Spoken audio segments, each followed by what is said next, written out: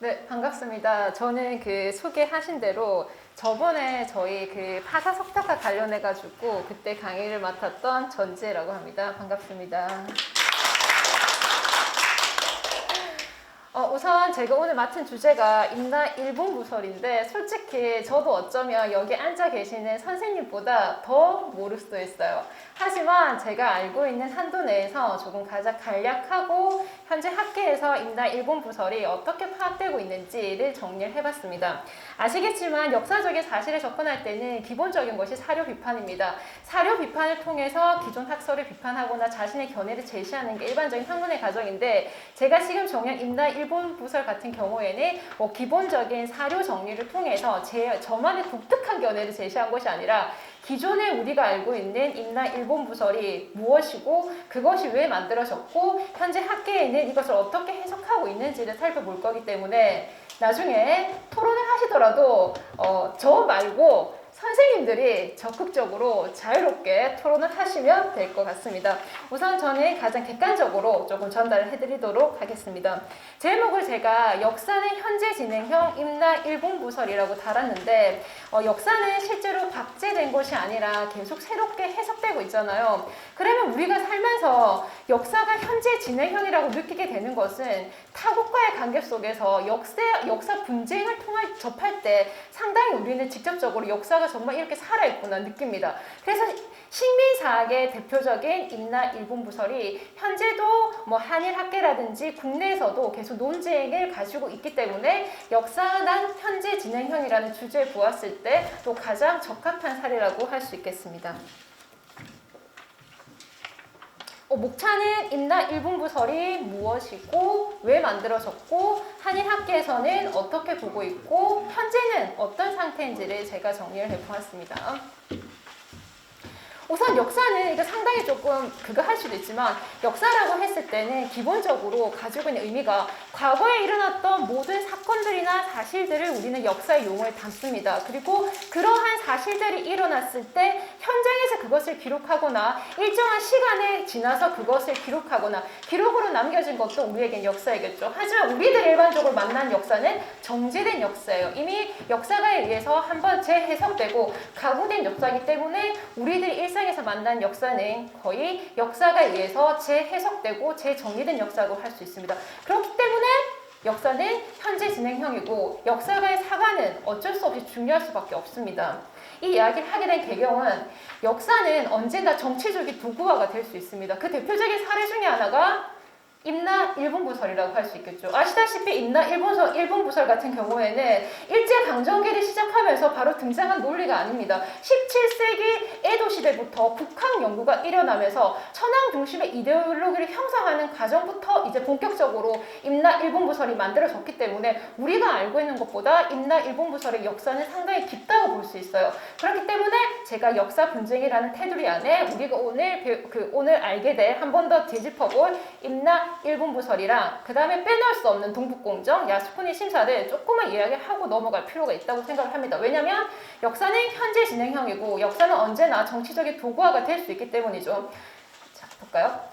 다 아시잖아요. 동북공정 모르는 사람 손 들어보세요. 없습니다. 학생들한테 물어봐도 동북공정 다 알죠. 그거 고구려 역사 중국이 자기 나라 역사로 하는 거 아닙니까? 라고만 하고 끝이에요. 그러면 동북공정이 무엇이냐고 물었을 때 동북공정을 하는 중국의 목적이 무엇이냐고 물었을 때 실제로 학생들은 대답을 할 수가 없는 거죠. 자, 동북공정 같은 경우에는 현재를 기준으로 과거의 역사를 소급하는 겁니다. 그럼 현재를 어떤 현재를 기준으로 소급할까요? 현재 영토를 기준으로 소급하는 겁니다. 현재 영토라는 게 지금 보이시는 동북 삼성인 거죠. 동북 삼성. 요령성이라든지 길림성이라든지 흑영강성을 중심으로 현재 중국 영토를 중심으로 이곳에서 일어났던 고조선이라든지 발해라든지 부여라든지 고구려의 역사를 중국의 역사를 편입시키는 게 역사공정, 즉 우리와 관련해서는 동북공정이라고 할 수 있겠죠. 그렇다면 중국이 동북공정을 하게 된 계기는 바로 이 일대에 조선족이 많이 거주하고 있기 때문에 그들의 소요를 사전에 막고 싶은 거죠. 왜? 한반도의 정세에 따라서 이곳은 상당히 유동적이기 때문에. 그래서 현재 영토 기준으로 과거의 역사를 소급해서 먼 선사시대부터 우리는 중화민족이라는 걸 언급하는 게 동북공정이에요. 그러면 이렇게 얘기하시죠. 동북공정이 단가? 아니죠. 실제로 우리는 우리와 관련된 게 동북공정이지만 중국에는 대표적으로 서남공정도 있고 서북공정도 있어요. 서남공정 같은 경우에는 달라이라마 한 번도 우리에게 오지 못했습니다. 퀴즈예요. 달라이라마는 현재 어디에 망명가 있을까요? 달라이라마. 네? 달라이라마 어디 망명가 있을까요? 한 번도 우리나라에 오지 못했습니다. 방한하고 싶었지만 중국 때문에. 인도에 망명가 있어요. 자, 그러면은 서북공정 같은 경우에는 위구르족과 관련된 역사 공정이라고 보시면 돼요. 결국은 중국이 동북공정, 서남공정, 서북공정을 하는 이러한 역사 공정을 하는 것은 왜 하필 역사를 정치화했느냐. 그곳에 살고 있는 현재 중국은 아시다시피 90%의 한족과 10%의 소수민족이 살고 있습니다. 그 소수민족의 숫자가 50개가 넘어요. 그러면 실제로 퍼센테이지는 작지만 엄청나게 많은 소수민족이 살고 있다는 것은 그들의 소요를 사전에 막고 싶겠죠. 그래서 그들의 역사는 먼 선사시대부터 동일한 중화민족을 형성한다는 논리가 바로 역사공정, 우리랑 관련된 것은 동북공정. 그래서 실제로 서남공정, 서북공정 같은 경우에는 관심이 많이 없었을 거예요. 이거는 뭐죠? 이 사진. 저희 신랑도 알던데. 이 사진 뭐죠? 이거 뭔 것 같아요? 네? 학도병. 이거 인터넷에 검색하면은 얼짱왕자로 나와요. 얼짱왕자. 영친왕의 이구 말고요. 의친왕의 이우왕자예요. 히로시마 원폭으로 인해서 일본에서 이제 돌아가신 그 의친왕의 아들 이우인데요. 야스쿠니 신사에 참배를 합니다. 일본이 야스쿠니 신사에 참배를 해요. 야스쿠니 신사 같은 경우에도 일본이 우경화되면서 상당히 야스쿠니 신사를 정치적으로 활용하고 있는 건 다 아시잖아요. 언론 보도를 많이 나옵니다. 물어봅니다. 왜 하필 야스쿠니 신사일까? 야스쿠니 신사에 참배할 때 왜 우린 흥분하는가 물었을 때 대답을 못합니다. 왜 못하죠? 모르니까 못하는 거예요. 자, 야스쿠니 신사 같은 경우에 19세기에 만들어진 신사입니다. 그런데 19세기에 만들어지면서 19세기에 일어났던 제국주의와 관련된 모든 전쟁에 동원되었던 300여 명 가까운 사람들이 이곳에 합사되어 있어요. 자, 야스쿠니 신사에 이미 합사되었다는 것은 이미 일본의 신으로 추앙받고 있다는 의미입니다. 그러면 250여 명 가까운 전몰자들을 모신 신사가 바로 야스쿠니 신사예요. 그럼 직접적으로 들어가서 2차 세계대전이 일어나고 나서 A급 전범이 나왔죠. 28명이 나왔을 거예요. 그 중에서 14명이 1970년대에 알게 모르게 합사된 장소가 야스쿠니 신사예요. 그러면 결국은 야스쿠니 신사는 19세기 일본의 제국주의를 표방하는 하나의 그 민족이 상당히 그 뭐라 그러죠? 민족의 우월성을 강조할 수 있는 상당히 상징적인 장소예요. 그래서 그 사람들이 일본의 정치인들이 야스쿠니 신사에 가서 참배를 한다는 것은 자신들의 침략 전쟁을 정당화시키고 미화시키는 작업을 하기 때문에 우리는 항변할 수밖에 없는 거죠.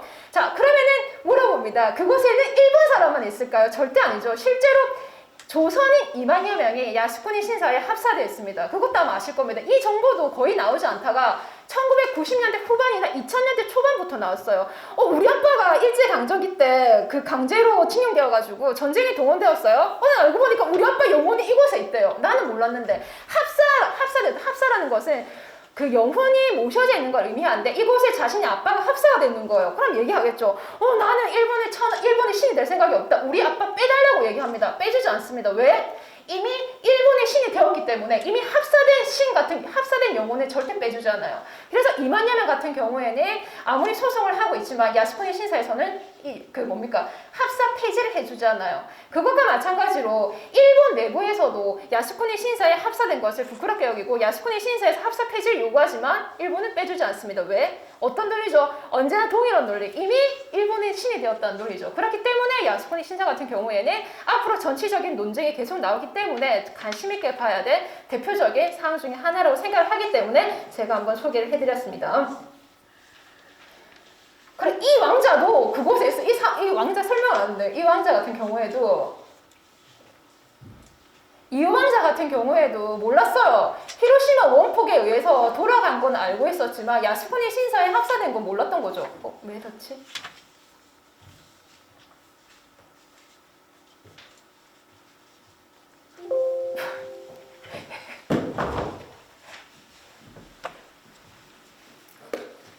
그래서 이유왕자 같은 경우에도 우리가 몰랐는데 2000년대 초반에 이유왕자가 야스쿠니 신사에 합사되어 있는, 그래서 식민지 지배를 받았던 피해자가 죽어서도 가해자와 같이 있는 그런 안타까운 장소가 야스쿠니 신사라고 보시면 되겠습니다. 그래서 얼짱왕자로 많이 알려져 있습니다.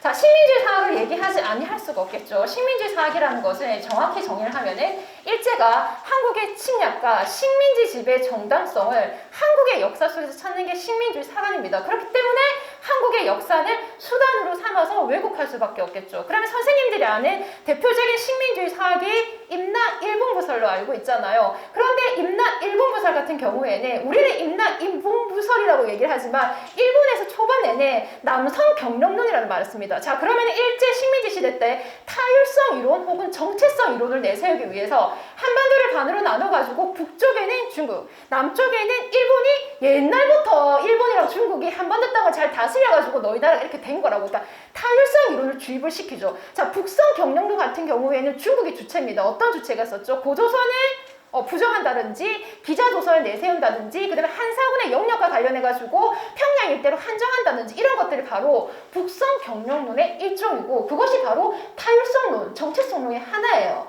그 다음에 남성 경영론 같은 경우에는 우리가 알고 있는 임나 일본부설이 남성 경영론이라고 보시면 돼요. 그렇기 때문에 남성 경영론이라는 용어도 일본에서 쓰이고 있었습니다. 초반에.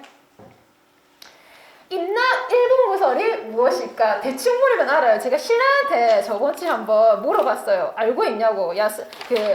임나 일본부설이 뭔지 알고 있어 하니까 딱 얘기하는 말이 뭐냐면 저희 신랑이 생각보다 지적이었어요. 알고 있지? 뭔데? 그러니까 그거 옛날에 가야 땅에 한반도의 가야에 임나 일본부 설치해가지고 일본이 다스린 거 아니냐고. 알고 있다. 대충의 이건 알고 있어요. 그런데 여보 왜 그러면은 왜 임나 일본부설이 맞지 않는 거지라고 물었을 때는 대답을 못 하더라고요. 이거 왜 이렇지? 그래서 임나 일본부설에 대해서 이제 간략하게 정의를 한번 알아보겠습니다. 임나 일본부는 왜가 4세기 중엽에 가야 지역을 정벌해서 임나에 일본부를 설치해서 가야는 직접 지배하고요. 백제와 신라는 간접 지배했다라는 게 기본적인 교과서적인 임나 일본부설의 이야기예요. 그래서 4세기부터 6세기에 임나라는 지역에 일본부를 설치해서 200년 가까이 직접적으로 다스렸다는 논리인데 가장 포인트는 이 임나 일본부가 설치된 이 임나라는 지역이 천황의 직할시기 때문에 생각보다 그 중요한 의미를 가지고 있어요. 물론 임나라는 것 자체가 제가 이건 조금 그렇긴 하지만 임나라는 것 자체가 한반도에 없다라는 견해도 있어요. 임나라는 것 자체가 한반도에 없다라는 견해도 극단적인 있긴 하던데 제가 안 그래도 이거 준비하면서 식민주의 사학이라는 책을 한번 읽어봤었는데 식민주의 사학과 이렇게 민족주의 사학이 대립하거나 그런 부분이 많이 있겠지만 너무나 서로 극단적이어가지고 제가 솔직히 조금 놀라긴 했지만 임나 같은 경우에는 일반적으로 학계에서는 한반도에 있었던 가야의 일부 또는 가야의 전체를 의미할 때 임나라는 용어 자체도 설이 되게 많은데 하나의 가야를 지칭할 수도 있고요. 전체의 가야를 지칭할 때 쓰여지고 있어요. 아시다시피 광개토 대왕링비에도 임나가 나옵니다. 그 다음에 잠시만요. 그 다음에 강수열전 같은 경우에도 임나라는 사람이 나오고 자신이 임나라고 이야기를 하고 북림사 진경 스님의 비 같은 경우에도 스스로를 자기가 임나 출신이라고 얘기를 하기 때문에 한반도에 있는 기사로 보았을 때도 임나 같은 경우에는 한반도에 있었던 것으로 보고 있는 거죠. 그래서 임나 같은 경우에도 논란이 많기는 상당히 많은 부분이긴 합니다. 그러면 아까도 말씀드렸듯이 임나 일본부설 같은 경우에는 일제강점기 때 후다닥 만들어진 게 아닙니다. 임나 일본부설 같은 경우에는 17세기 에도시대부터 시작합니다. 에도시대 때 국학 연구가 붐이면서 신궁항우의 사만정벌을 토대로 만들어집니다. 물론 임나 일본부설이 이렇게 위의 사실처럼 정리되고 있지만 착각하시면 안 되는 게 이러한 기사가 일본 서기에 정렬되어 있잖아요. 임나 일본부설은 절대로 정렬되어 있는 가설이 아닙니다. 3세기 기사와 6세기 기사를 접목해서 만들어졌기 때문에 설이 붙은 거예요. 가설이라고. 그래서 신궁항우의 사만정벌을 기반으로 해가지고 임나 일본부설이 조금 더 본격화된다라고 보시면 될 것 같아요. 지금 여기 제가 가지고 왔는데 책이 계속 왜 나오는지 모르겠네요. 그래서 임나 일본부설이 17세기부터 시작되었지만 오히려 본격화되고 체계화된 계기는 한반도를 점령하기 위한 정원론이 등장하는 19세기부터 본격화된다고 보시면 돼요. 그래서 일본 서기에 있는 기사를 짜집기 하고 그들의 제국주의 논리에 맞는 정치적인 목적에 따라서 하나의 역사적인 사실을 왜곡해서 만들어낸 게 임나 일본부설이라고 한반도 학계에서는 거의 인정을 하고 있는 걸로 알고 있습니다. 이상하게 넘어가네요. 그래서 우리가 교과서적으로 알고 있는 앞에 정리한 임나 1분 부설 같은 경우에는 스에마치의 임나 흥망사에서 나온 임나 1분 부설입니다. 그래서 임나 1분 부설이라고 하면은 성격이 조금 변화하는데 우리가 교과서적으로 배웠던 임나 1분 부설의 견해는 1940년대에 나왔던 스에마치의 임나 흥망사를 그 바탕으로 해서 만들어졌다고 보시면 돼요. 그래서 가도 이렇게 얘기하죠. 임나 1분 부설은 폐기되었다. 이미 관심이 없는 학설이라고 얘기하지만 그렇다고 절대로 말할 수 없는 부분이 상당히 큽니다. 왜냐하면 아직까지 임나 1분 부설 같은 경우에는 일본에 있는 일반 사람들이 받아들이는 임나 1분 부설은 스에마치의 이런 설입니다. 우리가 앞에서 봤던 그 설이라고 할 수 있겠죠. 그렇기 때문에 스에마치의 임나 흥망사, 제가 앞에 정리했던 그 임나 1분 부설은 조금 의미가 있다고 봐야 되겠죠. 그래서 임나 1분 부서의 교과서가 바로 임나 흥망사라고 보시면 돼요. 그래가지고 맨 처음에는 아시다시피 일본 서기를 선생님들 중에서도 믿지 않는 선생님들이 상당히 많을 거라고 알고 있어요. 그 일본 서기 자체를 상당히 조금 회피하는 경우가 많아요. 왜냐면 초반에 해방되고 나서 한 50년대, 60년대까지는 일본석에 관해서 크게 공부를 하지 않았습니다. 왜 한국 학자들이 일본석에 관심을 두지 않았을까? 알고는 싶었지만 회피했습니다. 왜? 임나 1분 부설이 나온 근거가 되는 사료가 바로 일본서기였기 때문에 일본서기를 회피하고 싶었겠죠. 왜? 일본서기를 통해서 공부를 하면 왠지 식민주의 사학자 같고 일본서기를 통해서 무언가를 하면은 임나 일본서를 긍정할 것 같으니까. 그래서 무조건 초반에는 거의 60년대에 북한에서 연구가 나오기 전까지는 한국에서 거의 좀 이렇게 일본서기를 많이 밀쳤다고 보시면 돼요. 의도적으로 조금 회피했다고 보시면 될 것 같아요. 그래서 60년대 이 김석형의 사만삼국의 일본 열돈의 분국론은 상당히 임나 1분 부설에 있어서 의미가 큽니다. 왜냐하면 이 선생님의 이 60년대의 김석형의 연구 결과를 통해서 남한학계는 본격적으로 일본서기에 더 관심을 가졌고 일본 학계 같은 경우에는 이렇게도 해석할 수 있구나라고 해가지고 조금 더 일본서기를 비판적으로 봅니다. 일본서기가 편찬된 시기가 8세기였기 때문에 율령 국가로 나아가고 천황주의 지배 이데올로기가 작용되었기 때문에 그 속에 있는 천황주의와 관련된 관념을 빼고 사실만 보자라는 보다 조금 실증주의적인 시각으로 나아가게 된 계기가 바로 김석형의 연구 결과입니다. 그렇기 때문에 임나 1분 부설에 있어서는 이 견해가 상당히 의미가 있어요, 나름대로. 그런데 거의 학생들은 이거를 잘 모르는 상태로 그냥 임나 1분 부설 아니야, 그거 잘못된 거야, 왜 잘못된 거지 하면 말을 못하는 그런 실정이 조금 안타깝죠. 그래서 김석형의 사만삼국의 분국론 같은 경우 의미가 큽니다. 완전히 거꾸로예요.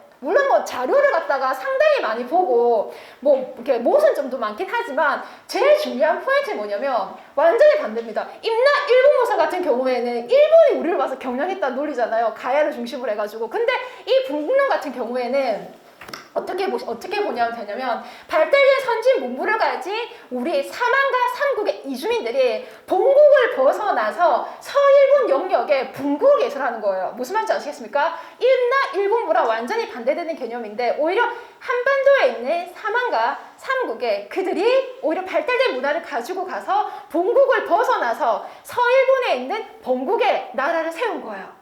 그래서 이제 야마토 정권으로 통일해 가는 과정에 이제 야마토 정권이 통일을 위해서 그 일본 영토 안에 있는 임나 분국에 임나 일본 부서를 설치했다는 게 바로 이 분국론이에요. 그래서 이 분국론이 상당히 저도 예전에 배울 때 상당히 획기적이라는 생각을 되게 많이 했어요. 물론 뭐 조금 더 깊게 들어가면은 선생님들 말로는 이렇게 조금 허무맹랑한 것도 많긴 하지만 아무도 생각하지 못한 것을 북한이었기 때문에 가능했는지 모르겠지만 이 견해를 냈습니다. 이 견해가 임나 일본 부설에 있어서는 상당히 중요한 계기였습니다. 한인 학계 모두에 있어서 가장 중요한 게 이 김석형의 분국론이라고 할 수 있어요. 네.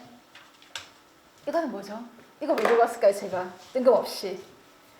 이 뜬금없이 왜 들어갔을까요? 이거 뭘까요? 간혹 이런 이야기가 있더라고요. 고대판 조선 총독부가 임나 일본 부설이 아니냐라고 주장하는데 그거 정말 잘못된 생각이죠. 조선 총독부 같은 경우에는 한반도 전역을 다스렸었고 임나 일본 부설 같은 경우에는 만약 인정한다 하더라도 남부 지방에 한정된 건데 그게 어떻게 같이 취급될 수 있는지. 그런데 극단적으로는 그렇게 이제 보는 견해도 있더라고요. 선생님도 그 견해는 다 들어보셨죠? 선생님들 표정이 너무 딱딱해요. 그래서 제 마음도 지금 딱딱해지려고 합니다. 조선 청독부를 가지고 온 이유는요. 이게 그런 거 있잖아요. 아까 임나 일본 부설이 우리에게 너무나도 그거기 때문에 오히려 나름대로 한일 고대사와 가야사를 위해서는 일본석의 가치가 생각보다 큽니다. 선생님들 질문 한번 해볼까요? 선생님들 저랑 약간 연령대가 있으신 분은 조금 그렇긴 하지만 그 발해랑 관련해가지고 역사 배울 때 기억납니까? 발해가 고구려를 계승한 우리 민족의 근거 중에 하나가 고려 국왕을 자체했다. 이 젊은 선생님들이 기억할 수 있는데 고려 국왕을 자체했다는 근거 혹시 아십니까? 기억나시죠? 발해가 우리 민족을 내세운 여러 논리 중에 하나가 주고받을 때 외교문서에 고려 국왕이라는 표현이 있는 거예요. 그 고려 국왕이라는 표현이 어느 책에 있을까요? 서길본기예요. 그러니까 이게 너무 안타까운 거죠. 그러니까 자료를 보려면 서길본기, 일본서기를 서로 같이 비판적으로 봐야 되는데 일본이 남긴 고대 역사서기 때문에 무조건 왜곡된 시선으로 보는 건 솔직히 조금 경계해야 되지 않을까 하는 생각을 조금 하거든요. 그래서 제가 가져온 게 뭐냐면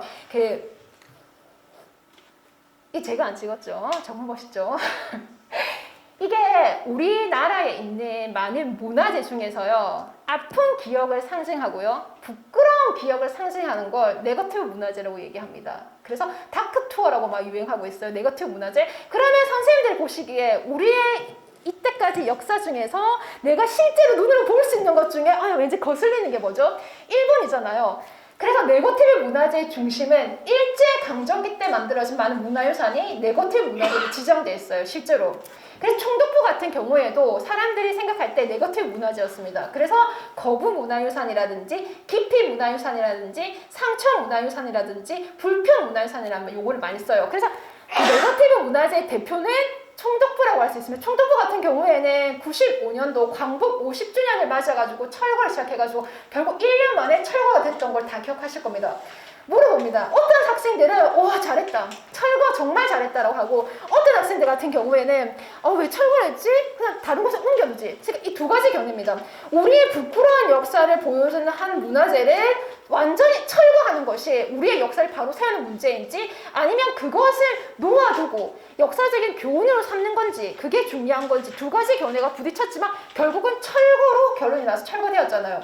그런데 이 사건이 있고 나서 어떤 일이 생겼냐면 총독부를 폭파시키고 철거하고 나서 생긴 문제점은 근대에 만들어졌던 많은 문화유산들이 다 철거가 되었어요. 많이 이름도 모르게. 왜? 우리 역사를 바로 세운다는 명목하에 많은 문화재들이 철거가 되었습니다. 하지만 중요한 것은 네거티브 문화재 같은 경우에는 우리에게 아픈 문화재이기도 하고 부끄러운 문화이기도 하지만 그러니까 자랑스러운 우리의 문화, 우리 민족의 역사 문화이기 때문에 기념하는 것이 아니라 기억한다는 측면에서는 역사적으로 교훈으로 삼아야 될 필요가 있다고 생각됩니다. 그렇기 때문에 제가 기념해야 될 역사만 있는 것이 아니라 기억해야 될 역사도 있다. 그래서 임나 일본 부설도 역사적인 진위를 밝히는 것이 가장 중요하지만 그 배경과 의도를 간과해서는 안 된다는 거죠. 그렇기 때문에 쉽게 회피하지 말고 그것이 무엇인지를 직시해야 될 필요가 있지 않을까라는 생각하에 제가 네거티브 문화재를 같은 맥락하에 한번 가지고 와서 이야기를 해드렸습니다.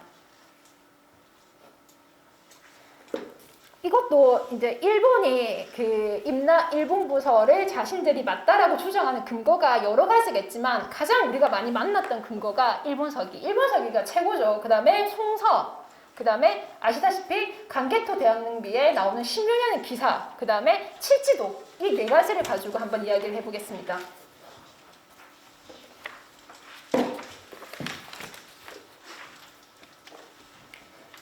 보시면 임나 일본부설에 관한 유일한 자료는 일본서기입니다. 그렇기 때문에 임나 일본부설의 연구 흐름은 일본서기에 대한 시각의 변화와 밀접한 관련을 가질 수밖에 없습니다.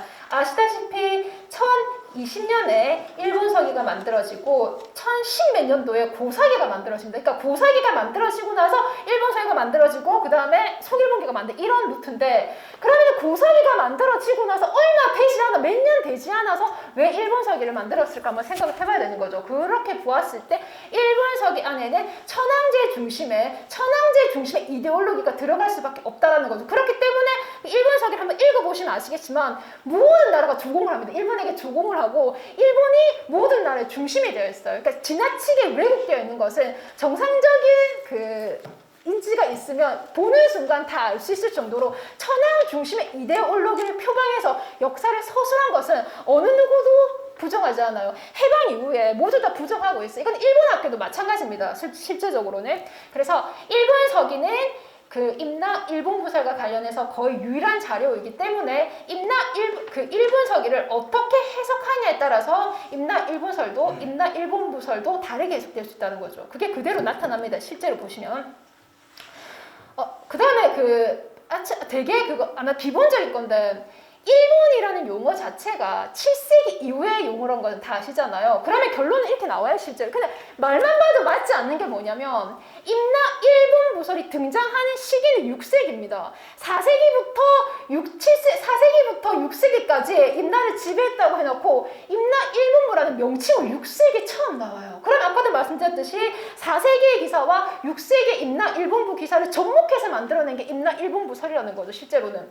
그래서 지금 보시면은 일본이라는 용어 자체가 7세기에 나왔습니다. 그럼 일본서기는 8세기 편찬이에요. 자, 8세기에 편찬될 때 6세기에 임나 일본부설이 있었다는 기사가 있으면 그 기사는 실제로 어느 정도 새로 첨가되거나 왜곡될 수밖에 없다는 걸 상식적으로 생각할 수밖에 없겠죠. 그것을 염두에 두고 일본서기를 보셔야 돼요, 실제로는. 그래서 한번 볼게요. T를 내가 안 했는데 이 T는 왜 계속 나오는 거죠?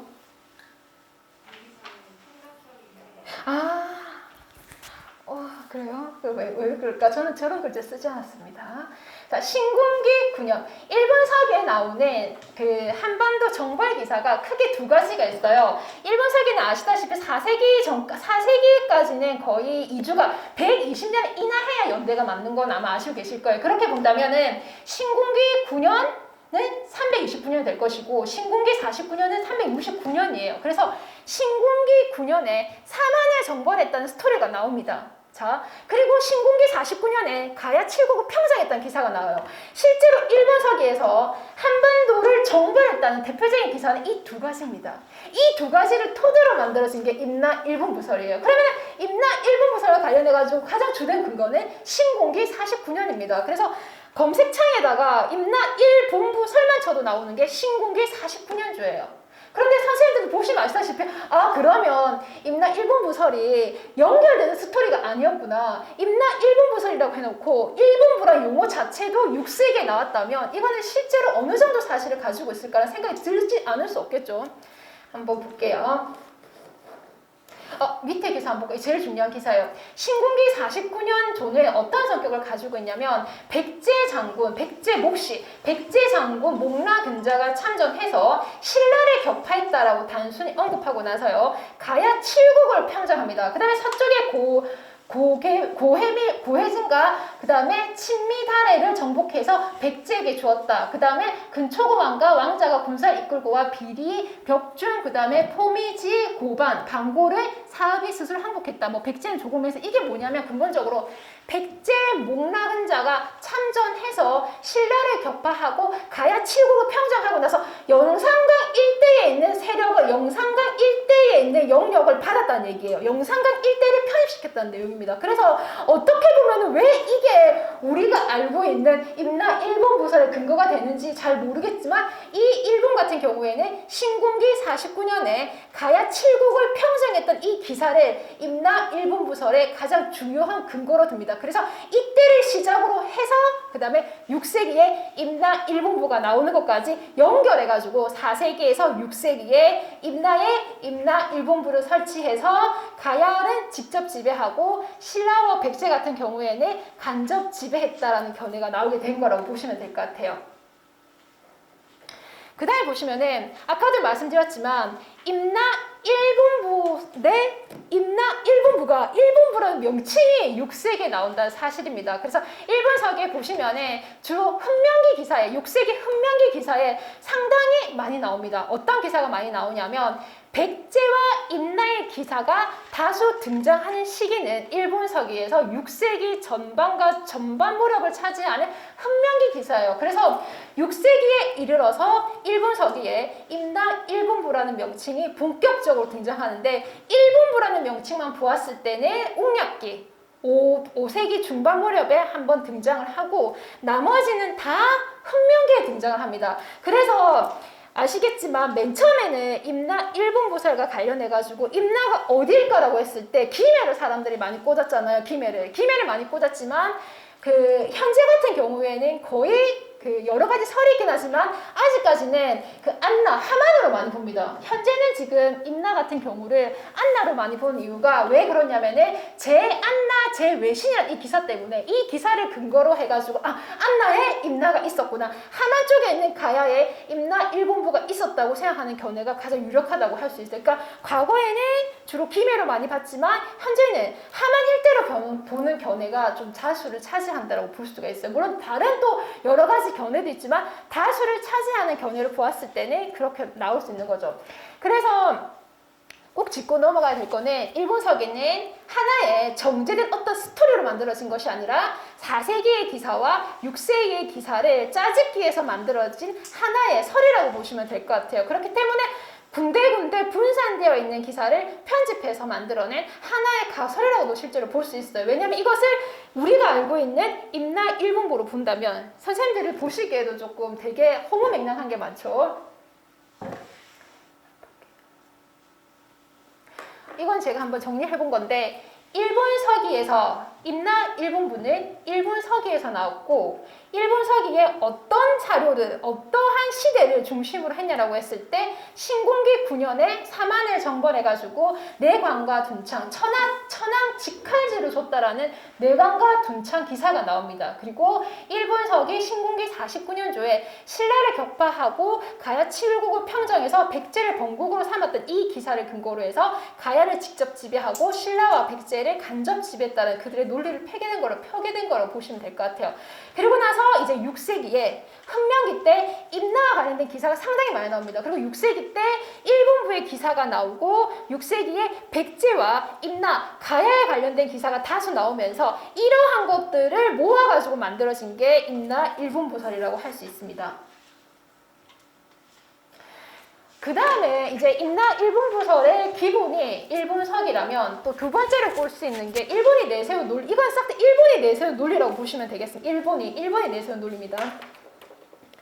여기 지금 보시면 송서라는 책에 보면은 외전이라고 나와 있고요. 5세기에 왜 5명의 왕이 나오는데 그 자코를 요청합니다. 자코를 요청하고 자코를 받는 기사가 나와요. 그런데 여기서 자코를 요청했지만 자코를 못 받는 사람도 나옵니다. 그래서 그 왜 5왕, 5세기의 5왕이 송나라에 자코를 요청하고 일부 자코를 받는 기사가 나오는데 그 자코에 등장하는 나라 이름을 근거로 말하면서 5세기 때 이런 자코를 중국 송으로부터 받았다는 것은 한반도 남부를 지배한 것이 아니냐라는 견해를 내는 거죠. 이것도 정말 설이 많아요. 지금 보시면 여기 지금 볼게요. 그러니까 실제로 이들 자체도 일본 서기에 있는 왕들과는 연대도 실제로 맞진 않아요. 그래서 여기 지금 보시면 사지절도도 왜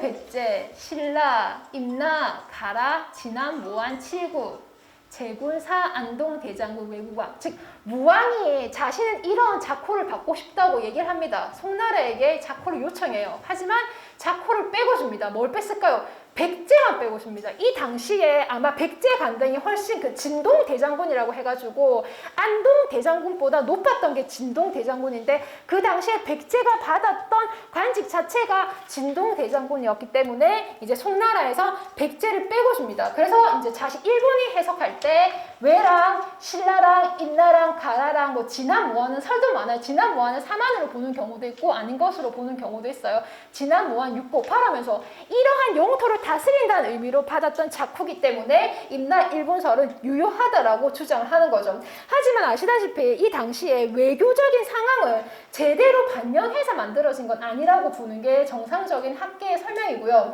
그러니까 외교적인 목적에 따른 승인이지 실제로 군사력을 가지고 한반도 남부를 지배했기 때문에 받았던 것은 거의 아니라고 보고 있어요. 그럼에도 불구하고 이제 일본 학계에서는 이것 자체를 한반도 남부를 지배했던 하나의 증거로 삼고 있는 거죠.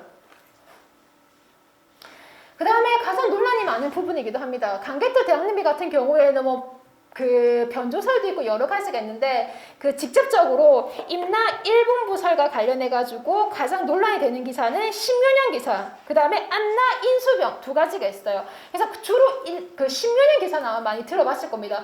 강개토 대왕릉비 같은 경우에는 실제로 그 강개토 대왕릉비의 업적가 그 수묘인이죠. 수묘인, 무덤을 지키는, 무덤을 관리하는 수묘인을 확장하는, 그러니까 수묘인을 확인하는 그러한 비석이라고 보시면 돼요.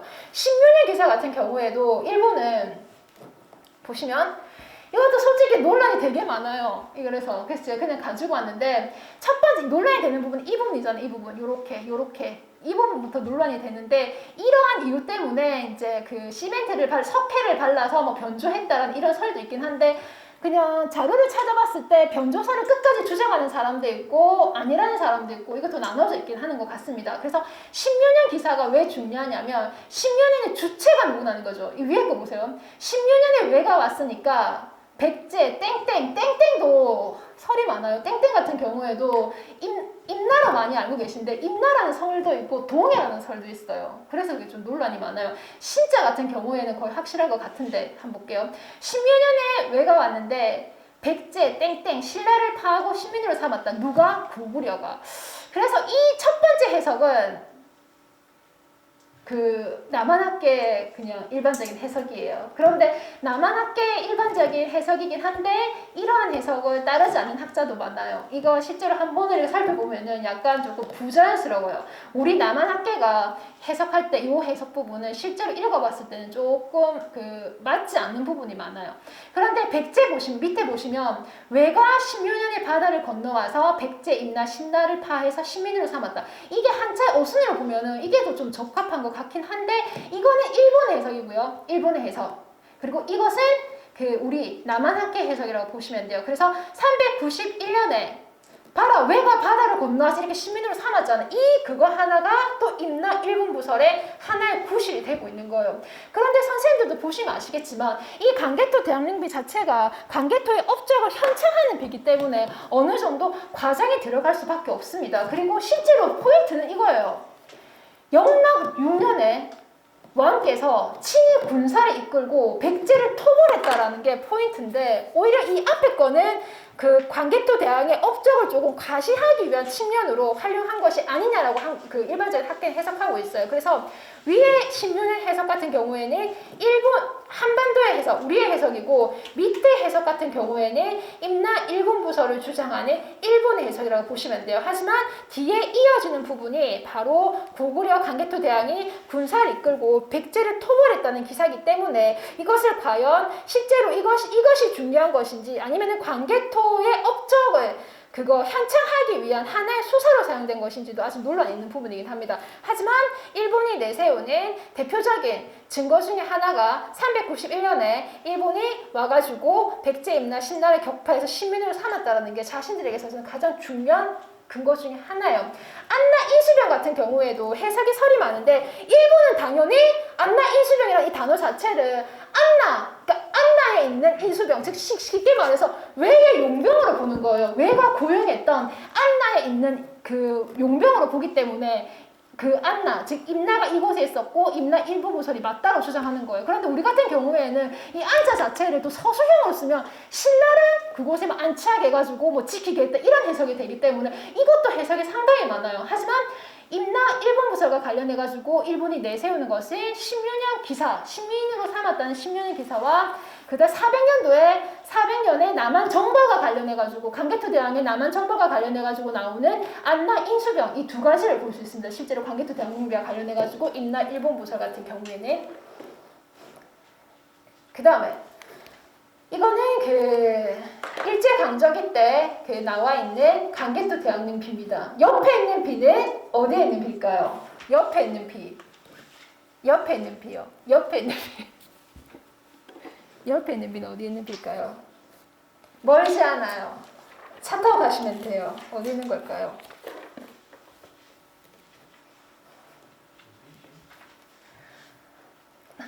남한에는 그 강개토 대왕릉비의 모형을 그대로 해서 전시한 곳이 몇 군데 있긴 해요. 그럼 이게 어딜까요? 근처요. 부자로 시작해요.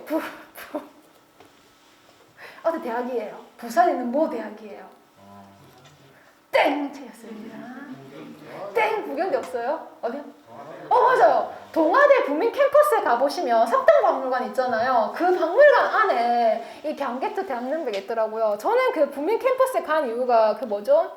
거기 보면은 김해에서 옮겨진 탑이 그 부민 캠퍼스 야외 전시관에 김해에서 옮겨진 탑이 있거든요. 그 탑을 보러 갔는데 박물관 안에 들어가니까 강계토 대학농백이 있더라고요. 그래서 우리 아들도 상당히 좋아했습니다. 뭔지는 모르겠지만 그래서 무수하게 한문이 많이 적혀져 있어요. 선생님들 퀴즈를 하나 낼까요? 강계토 대학농백에는 1800여자의 글자가 적혀 있어요. 그런데 강계토 대학냉배를 모르는 사람은 잘 없잖아요. 강계토 대학냉배는 뭐 내용은 뭔지 몰라도 다 알잖아요. 우리 자랑스러운 역사.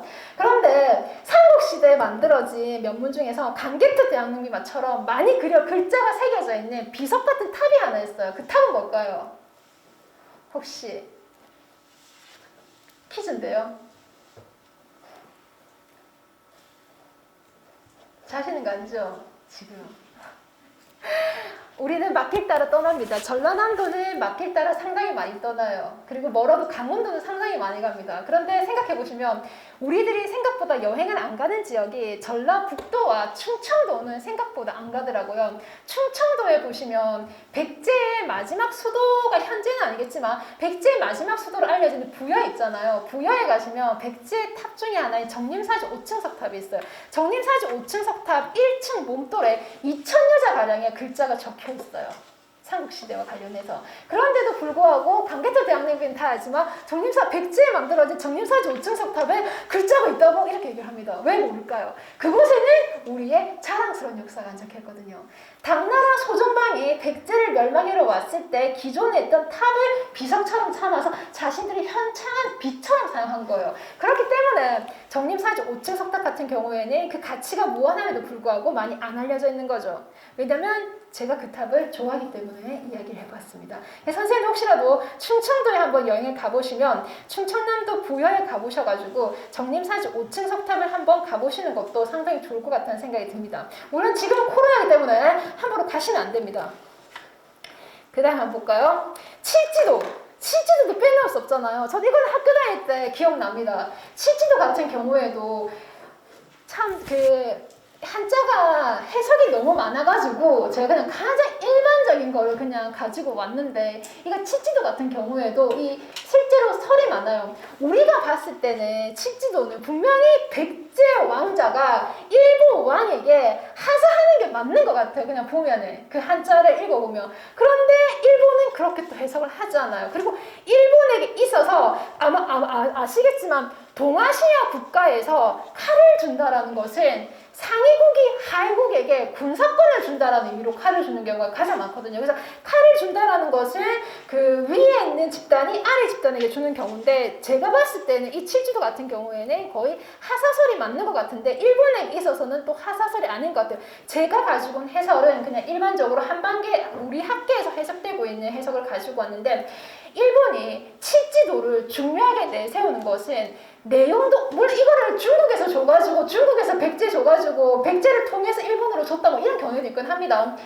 일본이 칠지도를 주목하는 이유는 이 명문의 내용도 있지만 신공기 52년조에 보면은 실제로 왜 그 번국으로 삼았다고 했잖아요. 아까 신공기 49년조에 백제를 번국으로 삼고 가야 칠국을 평정했다는 기사가 나오죠.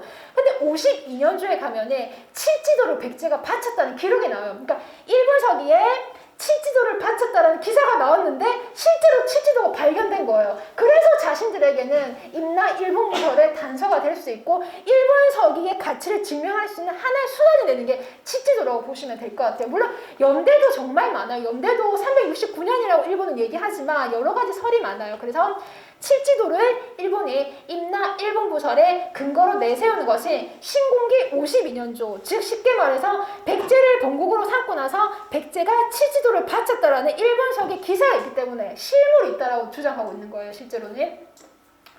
그 다음에 보시면 이게 칠지도예요. 그래서 또 퀴즈예요, 선생님들. 이건 어디 있는 걸까? 이것도 정확하진 않지만 기억나시죠? 한반도에도 칠지도와 유사한 것이 한번 발견되었다. 현재는 어디 있는지 몰라요. 왜 모를까요? 현재는 몰라요. 이거 어디서 발견됐을까요? 제가 가장 좋아하는 도시인 부여에 가보시면 군수리 절터가 있습니다. 그 군수리 절터에서 발견된 걸로 청독포 사진에는 나와 있지만 현재는 어디 있는지 알 수 없는 거예요. 그래서 부여 군수리 절터에서 1930년대 무렵에 발견된 걸로 알려져 있는 칠지도와 유사한 걸로 추정되고 있어요. 근데 현재는 전혀 어디 있는지 알 수 없는 부분이에요. 그 다음에 이제 보시면 제일 중요한 게 이거라고 저는 생각하는데 왜 만들어졌을까? 왜 임나 일본부설이 만들어져가지고 이렇게 사람을 힘들게 하는 것일까? 임나 일본부설이 그냥 일본 서기에 줄줄줄줄줄 규격화되어서 적혀있는 게 아니었구나. 4세기 기사와 6세기 기사를 짜맞춰서 만들어진 거구나. 근데 왜 만들었을까 그렇게? 19세기 에도 시대부터 시작했던 국학 연구가 19세기가 가면은 본격적으로 치닫습니다. 왜 그러냐면은 제국주의 침탈과 천황 중심의 이데올로기와 관련해가지고 그 본격화된다고 보시면 돼요. 그래서 제국주의 평창에 따른 뭐 황국사관이라서 천황 중심의 이데올로기를 형성하면서 임나 일본부설이 만들어졌다라고 보시면 될 것 같아요. 그래서 19세기에 한반도 정한론의 근거가 된다라고 아까 말씀드렸었고, 아이러니한 게 뭐냐면 이 당시에 19세기, 18세기는 일본의 근대 역사학이 도입되는 시기입니다. 근대 역사학이 뭔지는 아시죠? 근대 역사학은 이제 정치에서, 종교에서 역사가 벗어나는 거예요. 쉽게 말해서 역사가 하나의 학문으로서 정치와 종교로부터 벗어나서 하나의 학문을 형성하는 게 근대 역사학인데, 그렇게 된다면 상당히 실증주의적인 역사학으로 바뀌는 게 근대 역사학이에요. 그런데 오히려 일본은 근대 역사학을 받아들일 시기에 천황 중심의 관념적인 이데올로기와 근대 역사학의 실증주의를 결합해가지고 아이러니하게도 임나 일본부설을 만들어냈기 때문에 학자들 사이에서는 상당히 아이러니하다라는 표현을 많이 씁니다. 그래서 지금 한번 보시면 식민주의 사학이 탄생하고 나서 아시다시피 삼국사기의 초기 고대사 기사가 거의 부정되었습니다.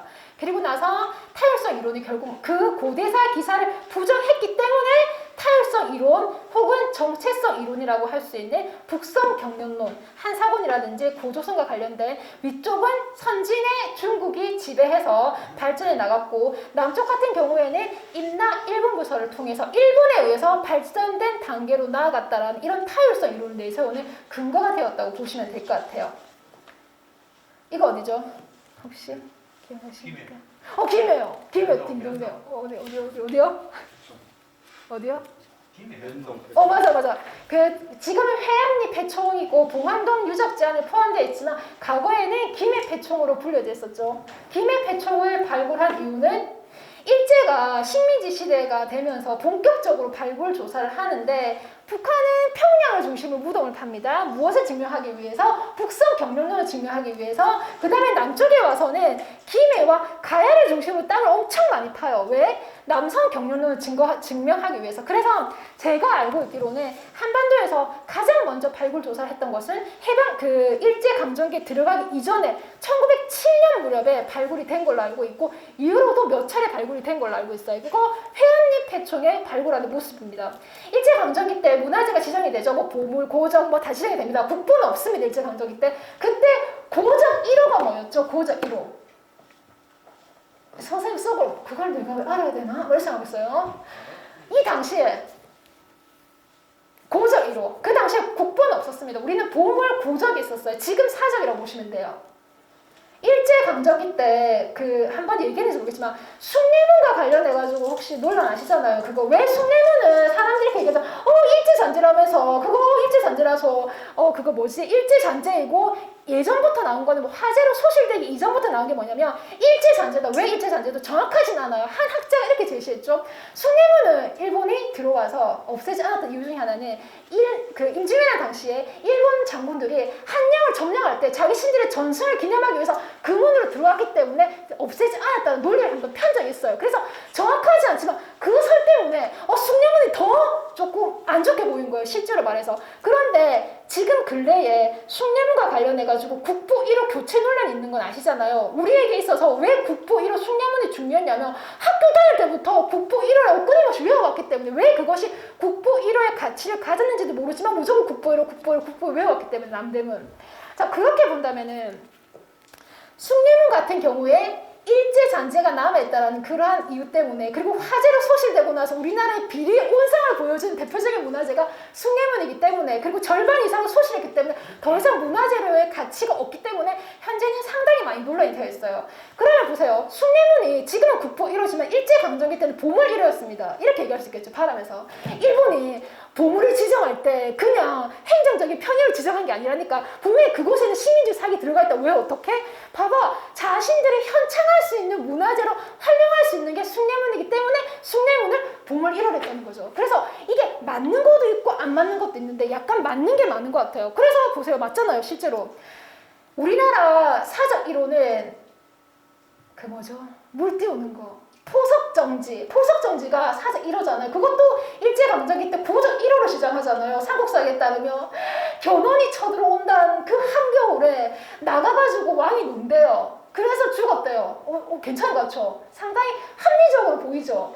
왜냐면 나라가 위급한 상황에서 밖에서 놀다가, 그것도 야외에 나와서 밖에서 놀다가 그 죽임을 당했으니까 괜찮은 것 같죠? 역사는 승자의 역사이기 때문에, 고려가 펼치는 역사이기 때문에 그렇게 왜곡된 거죠. 실제로는 그 포석정지가 위치한 곳 자체가 남산 서쪽 계곡, 즉 불교 불국토의 염원이 담겨 있는 남산 일대에 만들어진 게 포석정이라는 그곳이고, 또 남산 신을 숭배하던 장소가 포석정지입니다. 그렇기 때문에 실제로 포석정지에는 일반적으로 얘기하면은 연애도 했겠지만 그 한겨울에 견훤이 쳐들어오는 한겨울에 그곳에서 놀진 않았을 거예요. 분명히 제사를 지냈을 건데, 고대의 제사를 지내는 방법은 연애와 상당히 유사해요. 그렇기 때문에 그 역사책을 편찬하는 과정에서 그러한 부분이 의도적으로 왜곡될 수 있겠죠. 그렇기 때문에 어떻게 본다면 사적으로 포석정지는 약간 조금 꺼림직한, 약간 이렇게 자랑스럽지 못한 그런 이미지를 많이 줬어요.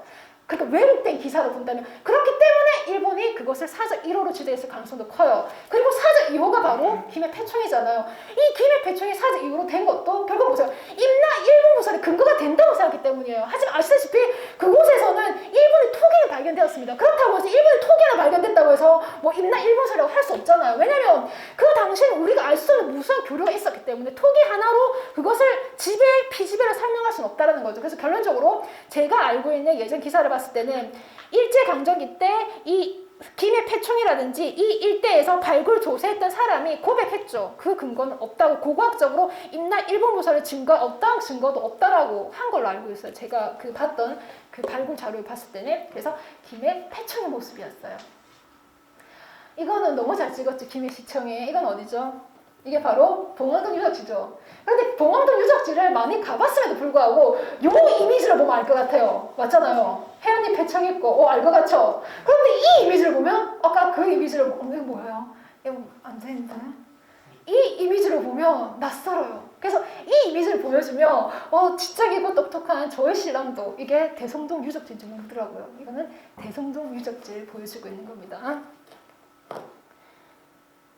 이거는 조금 복잡하긴 해서 저도 그렇게까지 적극적으로 이해는 되지 않지만 그 일본 서기를 볼 때요, 큰 변화가 생긴 게 뭐냐면 패망되고 나서 일본인들은 일본 서기를 조금 비판적으로 봅니다. 그리고 아까 김석형 선생님의 분국론이 나오면서 일본 서기를 아주 해체해서 조금 실증적으로 많이 보려고 노력합니다.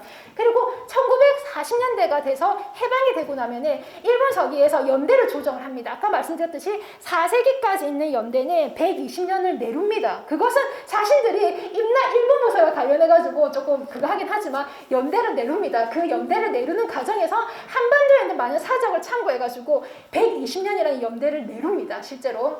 그리고 나서 또 대표적으로 등장했던 게 바로 에가미의 그 기마 민족 정복설입니다. 이게 왜 중요하냐면 패망되고 나서 이제 학계에서는 황국 사관에 대한 비판 이론이 많이 생깁니다. 천황 중심의 이데올로기에 대해서 비판이 많이 생기면 결국은 일본 서기에 대한 해석에도 비판이 들어갈 것이고, 결국은 민족의 기원에 대해서도 비판이 들어간 겁니다. 그래서 보세요. 천황 중심의 국가에서 천황이 일본 열도가 아니라 기마 민족이 왔다라고 보는 거기 때문에 그 당시 학계에서는 상당히 많이 사람들을 놀라게 했던 것 중에 하나였고, 한반도 우리나라 같은 경우에도 이걸 좋아했던 이유 중에 하나가 외한 연합왕국이라 해가지고 이 나라를 지배한 게 왜가 아니라 외한 연합왕국이야? 라고 긍정의 미소를 많이 띄었던 걸로 알고 있어요. 실제로는. 한번 볼게요. 이 1948년에 애가미의 기마민족정복설은 스스로 한국상하 천황 중심의 이데올로기를 비판하는 과정에 나온 민족의 기원설이라고 보시면 돼요. 그래서 포인트는 북방에 있는 유목민족이 남하해가지고 한반도에 사만사회 국가를 형성을 합니다. 그래서 중심이 진앙이 되고 자신 북방 유목민족이 내려와서 진앙이 되고 그 세력들이 임나를 근거로 해가지고 큐슈에 진출해가지고 외한 연합왕국을 건설하는 거예요. 제 쉽게 말해서 북방에서 넘어온 기마민족이 남한에 정착해 있다가 그들이 다시 큐슈로 와가지고 외한 연합왕국을 건설해가지고 다시 한 번 더 기내로 진출해가지고 야마토 정권을 형성한다는 게 바로 에가미의 기마민족 정복설이에요. 그래서 어떻게 보면은 되게 획기적인 것 같지만 실제로는 현대판 일선 동조론이라고 얘기하는 거죠. 결국은 임나를 근거로 해서 지배하는 거는 똑같은 논리이기 때문에 그렇기 때문에 초반에는 해방되고 나서 학계에서 초반에는 이 견해를 받았을 때 상당히 긍정의 의미를 많이 가졌지만 이제 어느 정도 이 기마민족 정복설을 알고 나니까 이거는 결국은 제국주의 침략을 옹호하고 일선 동조론은 현대판이라고 많이 생각을 하고 일본 내부에서는 말도 안 된다. 어떻게 천황이 일본 열도가 아니라 북방 유목민족에서 오냐라고 많은 그 관심을 불러왔고 많은 그 비판을 불러왔던 학설 중에 하나가 일본에 있어서 기마민족 정복설입니다. 이걸 가지고 온 이유는 이건 일본부랑 상관없이 그 뭐죠? 해방되고 나서 패망되고 나서 한국 사관에 대한 비판이 일어났다는 것은 임나 일본부설의 기본 자료가 되는 일본서기를 조금은 다르게 해석할 수 있는 가능성이 열렸다는 의미에서 이게 중요하기 때문에 제가 가지고 온 이야기입니다. 이건 어딜까요? 맞아요. 대성도 모험서 어떻게 잘 아세요? 저는 이걸 보고도 처음에는 몰랐었는데 이게 뭐 왕따나무인가 해가지고 사람들이 붙이기를 김해에서 사진 찍기 가장 아름다운 장소 중에 하나로 얘기를 하더라고요. 좋죠?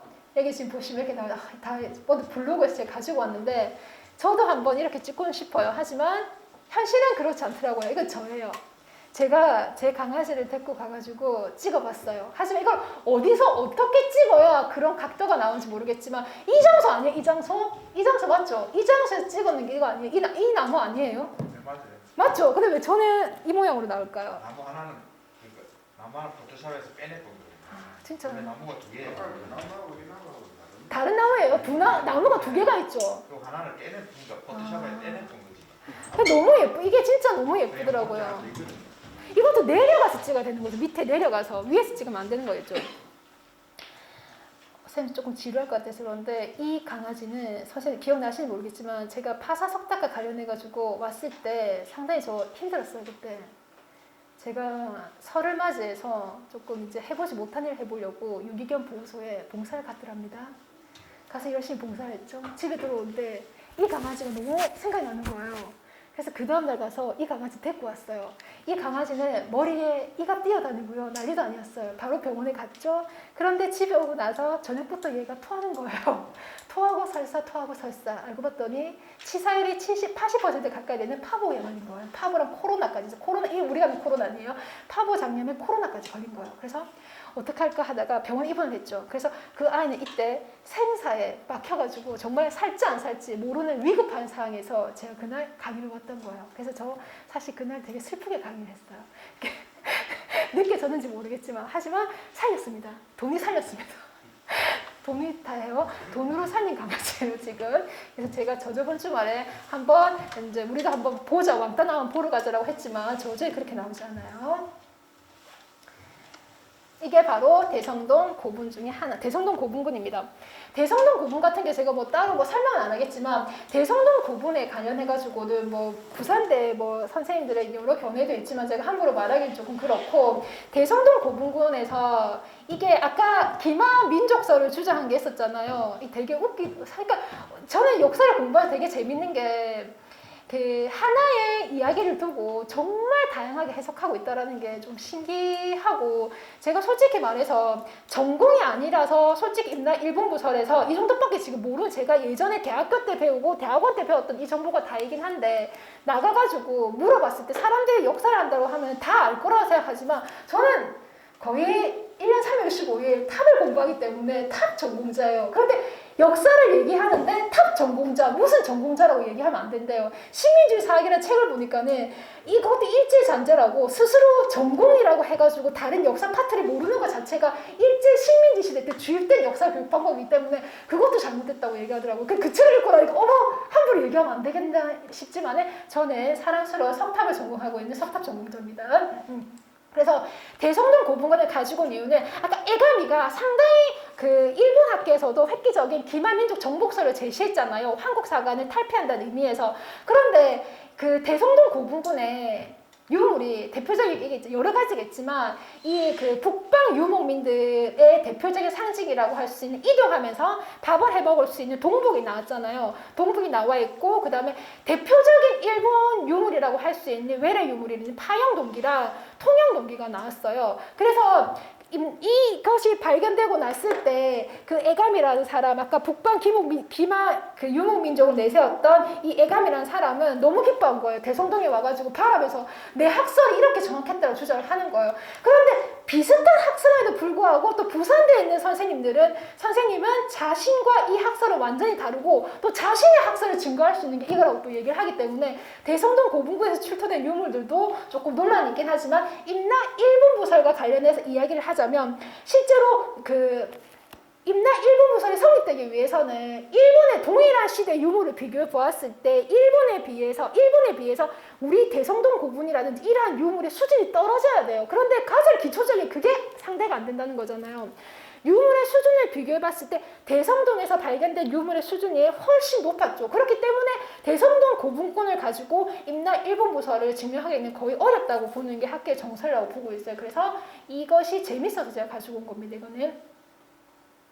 자, 현재 일본 학계를 한번 볼게요. 일본 학계는 70년대 이후에 아까 말씀드렸듯이 김석형의 그거 분국론 이전에 본격적으로 보다 실질적으로 연구를 시작하면서 그 천황 중심의 이데올로기를 많이 그러니까 많이 빼려고 합니다. 그렇기 때문에 과거에 비해서는 일본 서기를 상당히 비판적으로 접근하고 있는 건 저는 사실이라고 생각하고 있습니다. 나와 있는 글들을 보면.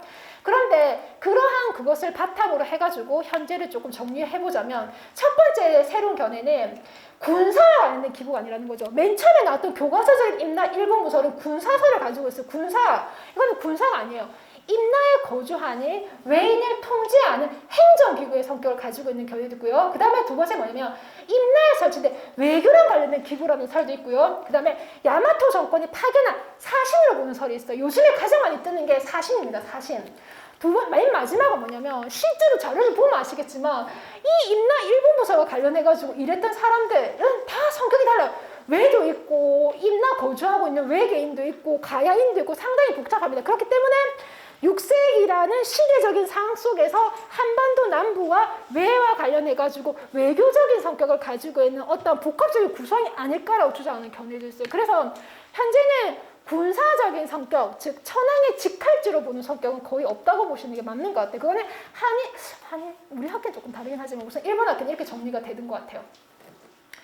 한국 학교는요, 이거 제가 다르게 좀 생각하고 있는지는 모르겠지만 예전에 제가 학교 다닐 때는 청관 선생님의 이 설을 보면서 와 진짜 멋있다고 생각했는데 또 요즘에는 또 다른 것 같아요. 가야사 입장에서 보면 한국 학교는요 여러 가지겠지만 가장 많이 뜨는 게 일반적인 게 뭐냐면 임나 일본부에서 일본을 빼는 거예요. 일본의 자리에 백제를 넣는 거예요. 쉽게 말해서 일본이 임나를 지배한 게 아니라 가야권을 지배한 게 아니라 임나 일본부 기사 자체는 원래 그러니까 백제 거라는 거죠. 백제 상서를 편찬해서 만들어졌기 때문에 백제가 임나를 지배했다는 그것을 일본 서기 편찬의 당시에 바꿨다는 거죠. 외로. 그렇기 때문에 현재 학계에서 가장 많이 통용되고 있는 거는 주체를 바꾸는 거예요. 외의 주체를 백제로 바꾸는 게 가장 학계에서 많이 통용되고 있어요. 그래서 근데 중요한 거는 청관우 선생님이나 김현구 선생님은 70년대 청관우 선생님이 70년대에 일본 서기와 관련해가지고 가장 본격적인 연구를 시도했습니다. 그래서 근데 이 연구를 하면서 백제 군사연구소를 들어가요. 그래서 그것을 계승하고 있는 청관우 선생님의 견해를 수용하고 있는 김현구 선생님 같은 경우에도 용병사를 주장하고 있기 때문에 군사의 성격을 좀 가지고 있어요. 그래서 청관우라든지 김현구 선생님 같은 경우에는 그냥 포인트가 하나예요. 중심을 일본에서 외로 바꾼 거예요. 그렇기 때문에 이게 근거는 이해는 돼요. 그 임나 일본과 관련돼가지고 활동했던 인물들이 다 외계 백제 관료, 즉 백제 관등을 가지고 일본인으로서 활동하는 신하들 또는 도외한, 그러니까 백제에서 일본으로 넘어가서 일본 관리가 된 사람들이 주로 활동을 하고 있기 때문에 임나 일본부에서 그렇게 보았을 때, 그리고 일본사를 편찬할 당시에 이때 가장 백제 3서가 많이 활용되기 때문에 그러한 근거로 보았을 때는 이게 맞는 거라고 보는 거죠. 이 지금 가장 많이 뜨는 게 백제랑 관련된 거예요. 백제. 그러니까 외를 백제로 이렇게 바꿔서 보는 견해도 또 많이 있어요.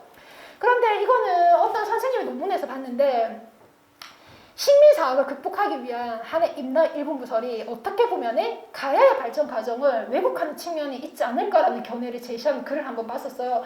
전혀 생각지도 못했는데 이제 제가 가야사랑 관련해가지고 발표를 하다 보니까는 이 문구가 조금 가슴에 와닿길래 아 맞구나, 임나 일본부라는 식민사학을 극복하는데 백제를 오히려 도입시킴으로써 가야는 결국에는 또 백제의 지배를 받는 그러한 주변국이 되어버렸구나라는 생각을 조금 하는 게 안타까웠습니다. 그래서 현재 한반도학계에서 남한학계에서는요, 백제를 중심으로 볼 것인가 가야 임나를 중심으로 볼 것, 두 가지 견해가 있어요. 지금 소개해드린 백제 같은 경우에는 임나 일본부설과 관련해가지고 6세기에 나온 기사를 백제 중심으로 보는 거예요. 그런데 임나 중심으로 보면 또 완전히 달라요. 임나 중심으로 보면은 6세기란 시대적인 상황이 어떻을 것 같아요? 가야가 처한 6세기의 시대적인 상황은 신라와 백제 사이에서 고립이에요. 신라와 백제 사이에서 위협받는 상황이었기 때문에 자신들의 위협에서 벗어나기 위한 하나의 선택이 외와의 교류였죠. 외도 뭡니까? 그 백제가 필요하잖아요. 왜냐면 토기라든지 발달된 철기 문화가 필요했기 때문에 한반도의 안정이 자신들에게 유리했던 거예요. 그렇기 때문에 그러한 이해관계가 맞아져서 그 가야가 스스로를 부흥하기 위한 하나의 수단으로서 했던 외교적인 그러한 모습이 임나 일본부로 왜곡된 것이 아닐까라는 견해가 있어요. 그래서 남한학계에서는 제가 봤던 자료 중에서는 백제 중심설이 있고요, 임나 중심설이 있어요. 그래서 제가 정리한 건 지금 기존에 가장 많이 알려져 있는 백제 중심설을 한번 가지고 와봤습니다. 현재 일본석의 한계는 명백합니다. 8세기 무렵에 율령국가로 나아가면서 천황 중심의 이데올로기가 관념적으로 들어간 역사체계일 수밖에 없다고 말씀드렸고, 임나 일본부라고 했을 때 이 일본이라는 용어 자체도 7세기 이후에 만들어졌기 때문에 8세기에 6세기의 기사를 넣으면서 어느 정도 새로운 부분이 추가되거나 조작되었다는 것을 좀 합리적으로 해석을 할 수 있겠죠. 그리고 한반도에서 고고학적인 물증이 전혀 확인되지 않았다는 것, 그리고 일본서기에서 임나 일본부를 얘기할 때 6세기 기사가 가장 중요한데 6세기 기사의 절대다수가 백제 3서를 참고했다는 거죠. 그리고 천황제 국가를 확립하기 위한 이데올로기가 들어갔기 때문에 일본서기가 가진 한계가 너무나 분명하다는 걸 알 수 있겠죠. 결국은 임나 일본부가 나왔던 자료가 일본서기인데 그 일본서기의 한계가 분명하다면은 이것은 어떻게 이해해야 될지 한번 생각해 볼 필요가 있겠죠. 최근에 가장 논란이 되는 것은 6세기 초반 무렵에 6세기 전반에 일본서기에서 임나와 관련된 사료가 많은데 이것을 어떻게 볼 거라는 거죠. 이 문제를 어떻게 볼 것이냐고 했을 때 앞에 나왔던 견해는 백제 중심으로 봤던 거고, 제가 뒤에 얘기해줬던 것은 6세기라는 시대적인 상황 속에서 임나가 선택했던 외교적인 방법으로 보는 견해도 있어요. 그래서 6세기에 임나와 관련된 기사, 백제와 관련된 기사가 6세기 너무 많이 나온다는 것, 이것을 어떻게 해석해야 될 것인지, 그리고 빼먹지 말아야 될 것은 우리가 교과서적으로 알고 있던 스에마츠의 임나 인부부설은 학계에서는 거의 많이 폐기가 됐던 건 맞아요. 학계에서는 거의 폐기가 되었지만 학계에서 폐기가 되었다 하더라도 일반 사람들의 상식은 폐기되지 않습니다. 맞잖아요. 독립공정의 기본 목적이 뭐였죠? 전문학자들의 연구를 통해서 일반인들의 상식을 바꾸는 게 목적입니다. 그러면 이거 역시 학계에서는 뭐 폐기되고 수정되었다 하더라도 일반 사람들의 상식은 그대로라는 거죠. 그게 좀 무서운 거예요. 그래서 임나 일본부설이 폐기가 되었다 뭐 하더라도 교과서적으로 내세우는 거는 스에마츠의 임나 일본부설이 아직까지도 있다고 보시면 될 것 같아요. 그리고 80년대 이후에 가야 지역에 발굴이 활발해지면서 우리도 이 임나 일본부설이 아니구나라는 자신감이 생긴 거예요. 자신감이 생기면서 보다 임나 일본부설에 대해서 적극적으로 대응하고 적극적으로 연구하고 있는 과정에서 외교적인 산물로 보는 연구가 거의 정착되었다고 보시면 될 것 같아요. 이 부분은. 그래서 이렇게 정리가 되더라고요. 참 애매하긴 해요. 6세기에 임나 1분부란 이름은 아니어져. 이 이름은 있을 수가 없다고 했죠. 이 이름 자체는 있을 수가 없는 이름이라 했죠. 그 시대에 특정한 목적의 기구라든지 혹은 외인들이 활동하고 있었던 건 분명해요. 외인이라든지 외계통 백제 관료라든지. 그래서 그러한 사실들을 인정하고 있어요. 군사력을 가지고 있는 지배 기구는 아니라 하더라도 외계통의 사람들이 임나 한반도 남부에서 활동하고 있었던 사실은 다 인정하고 있는 거죠. 그래서 임나 일본설이 과거에 비해서는 많이 줄었어요. 기본적으로는 외교적인 산물로 보고 있고요. 그 다음에 임나의 설치 지역, 설이 많아요. 설이 많은 거 알고 있어요. 설이 많지만 안나라는 설이 현재는 가장 유력하고요. 학계에서는. 그 다음에 임나 1분부 같은 경우에도 4세기, 6세기를 보지 않습니다. 임나 1분부라는 명칭이 나와 있는 6세기부터 보고 있어요. 하지만 명칭의 문제라든지 이것을 누가 설치했느냐라든지 논란이 많아요. 가야가 설치할 수도 있고 외가 설치할 수도 있고 그래서 설치 주체에 관해서는 아직 해결해 보지 못했습니다. 그래서 명칭이라든지 설치 주체에 관해서는 아직까지 명확한 견해가 도출되지 않은 걸로 알고 있습니다. 인터넷에 검색하니까 이렇게 나오더라고요. 2010년에 한일역사공동위원회에서 임나 일본부서의 폐기를 선언했다요. 이 과연 폐기가 될까요? 그래서 이렇게 얘기하더라고요. 외가 한반도 남부에서 활동했을 수도 있지만 보세요. 똑같죠 아까랑. 외가 한반도 남부에서 활동했을 수도 있지만 임나 일본부로 두고 지배했다고는 볼 수 없다는 게 2010년 당시 한일 학자들의 견해였습니다. 그러면 임나 일본부는 아니라고 본 거죠. 그러니까 기존의 임나 일본부는 아무도 보지 않는다는 거죠. 하지만 6세기 무렵에 한반도에서 외계통의 사람들이 활동했던 건 분명한 거라는 걸 알 수가 있어요. 실제로는. 전방후원군. 저도 예전에 대학교 때 광주에 가서 깜짝 놀랐던 기억이 나네요. 이거는 전방후원군 같은 경우에는 1980년대에 남한에서 한 15기 정도가 확인되었어요. 선생님들 보세요. 일본의 전방후원군입니다. 이거는 광주에 있는 전방후원군이에요. 이거는 일본, 우리나라. 이거는 전방후원군 같은 경우에는 큐슈 중심이에요. 큐슈에서 발생한 무덤이에요. 큐슈에서 발생한 무덤이고 3세기부터 6세기까지 사용된 무덤이에요. 7세기에 소멸되는 무덤이에요. 자 보세요. 일본 큐슈에서 발생한 3세기 중엽부터 6세기 무덤이에요. 그런데 1980년대에 영산강 유역을 했을 때 서쪽으로 이 무덤이 나온 거예요. 나주에는 어떤 무덤이 많죠? 나주에는 온감묘가 많잖아요. 대형 온감묘가 상당히 많아요. 근데 그 대형 온감묘가 있는 나주를 벗어나서 서쪽에 전방 후원분이 한 10몇 개가 나왔어요. 학계는 놀랐어요. 어머 어떡하냐면서 이거 임나 일본부서 아니냐면서 증거 아니냐면서 얘기를 합니다. 물론 따지고 보면 아니긴 하지만 그래서 그 피정자를 꺼내 이제 부작품을 봤어요. 부작품을 보니까 유물의 연대를 보았을 때 우리나라의 장고분, 전방 후원분의 연대는 6세기 초반입니다. 자, 그러면 인정을 해야 되겠죠. 학계에서 인정하고 있는 견해는요. 한반도 영산강 서쪽에서 발견된 전방 후원분은 연대가 6세기고 그 형식이 일본의 것과 거의 동일하기 때문에 큐슈 무덤의 영향을 받아서 만들었다는 건 다 인정을 하고 있어요. 그리고 또 두 번째 게 뭐냐면 그럼 궁금하잖아요. 일본식 무덤인데 그 일본식 무덤 안에 있는 피정자는 누구일까? 첫 번째는 제지 세력이 있어요. 그러니까 백제에도 포함되지 않는 제지 세력의 무덤으로 보는 견해도 있고요.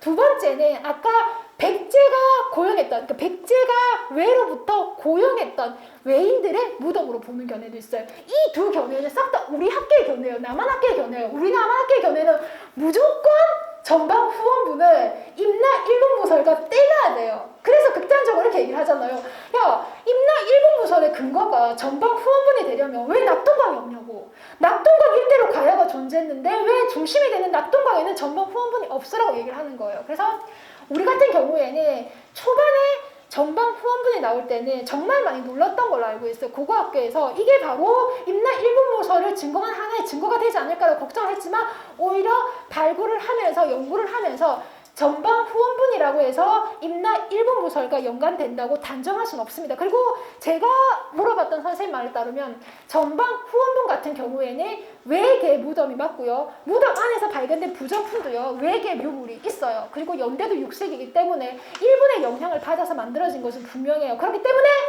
현재 진행형이라고 얘기를 하시더라고요. 이 전방 후원문 같은 경우에는 임나 1분부서를 증명한다라고 볼 수는 없지만 앞으로 한일학회가 같이 조금 풀어야 될 문제지 않을까라고 너무 피해자주의적인 시각으로 전방 후원문을 보면은 연구도 하기 전에 이 문화재의 가치, 유물의 가치가 사라지기 때문에 조금 더 열린 마음으로 전방 후원문을 보자고 얘기를 많이 하더라고요. 그래서 이 부분은 선생님도 아마 앞으로 조금 많이 언론에 보도가 될 거고 관심을 많이 가져야 될 거라고 보았으면 좋겠습니다. 그래서 이런 기사가 있었어요. 전방 후원문이 발견되자 덮었다라는 기사가 있더라고요. 왜냐면 이게 임나 일본 부서를 증거해준 하나의 수단이 될 수 있었기 때문이죠.